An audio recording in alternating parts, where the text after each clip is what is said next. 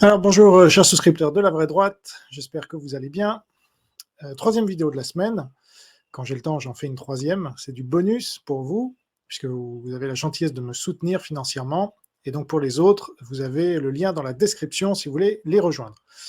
Alors je vais vous parler aujourd'hui du rachat de BFM TV et de RMC par CMA-CGM, et notamment Rodolphe Saadé, donc qui est une compagnie qui est un armateur, le quatrième au monde.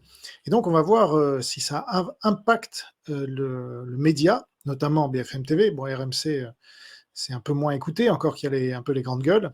Mais le paysage français est dominé par la Chine, quand on regarde les choses objectivement, comme je suis un peu le seul à le faire, la Chine et le communisme plus généralement, puisque l'AFP qui diffuse 80% de l'information fraîche en France, c'est pas les milliardaires, c'est l'AFP, et l'AFP est communiste, elle est pro-palestinienne, d'où son surnom Agence France-Palestine, et donc elle est dirigée par un énarque ami de Macron, qui est lui-même un maoïste non repenti, avoué, revendiqué, et donc sa ligne, c'est celle de Macron.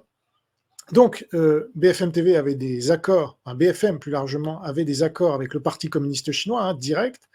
On a un certain nombre de ces intervenants qui sont soit des pro-Parti communiste chinois ultra, soit des gens qui le cachent un peu, mais qui vont quand même au Chinese Business Club, par exemple, avec lequel BFM a des accords. Donc, ils ont du mal à le cacher. Et donc, on va voir si, avec ce changement de propriétaire, eh bien, les choses vont changer. Alors, pour ceux qui vont juste voir l'extrait, public, eh ben, ma réponse est non. Et donc maintenant, je vais passer à la partie souscripteur pour vous démontrer pourquoi non seulement ça ne va rien changer, mais ça va renforcer encore l'influence de la Chine dans le paysage audiovisuel français.